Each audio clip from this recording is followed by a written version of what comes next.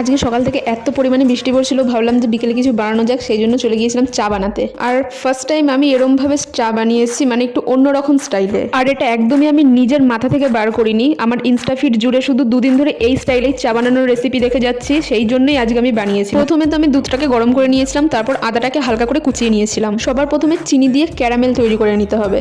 আর হ্যাঁ, আর এই রেসিপিটা একটু ইউনিক, তাই সবাই মন দিয়ে দেখবে। আমি অ্যাকচুয়ালি ফার্স্ট টাইম এরকম ভাবে ক্যারামেল তৈরি করতে গিয়েছিলাম, আর চিনিটা এমনভাবে আটকে গিয়েছিলাম তো পুরো ভয় পেয়ে গেছিলাম, তাই জন্য আমি জল দিয়ে দিয়েছিলাম আগেই। ওই ক্যারামেলটা তৈরি করার সময় এত ভয় পেয়ে গিয়েছিলাম, আমি মাঝখানে যে কি দিয়েছি সেটার ভিডিও করতে হবে সেটা আর আমার মনে নেই। কিন্তু কোনো চাপ নিও না, আমি বলে দিচ্ছি। মাঝখানে তোমরা দেবে চা পাতাটাকে ভালো করে ফুটিয়ে নেবে, তারপরে যে কুচানো আদাটা ছিল সেই কুচানো আদাটা দিয়ে দেবে, তারপরে দুটো এলাচ দিয়ে দেবে, আর সবার লাস্টে দুধটাকে ঢেলে দেবে। আমি তো ভেবেছিলাম দুধটাও মনে হয় কেটে গিয়ে ছানা তৈরি হয়ে গেছে, তারপর দেখলাম যে না, দুধটা ঠিকঠাক রয়েছে, চাটা আমার ঠিকঠাকভাবে হয়েছে। তারপর চাটাকে ছেঁকে নিয়েছিলাম। আমি ফার্স্টে ছেঁকেছিলাম বাটিতে, কেন কি আমার বাটি থেকে কাপে ঢালতে একটু সুবিধা হয়, সেই জন্য আমি এরমভাবে ঢালি।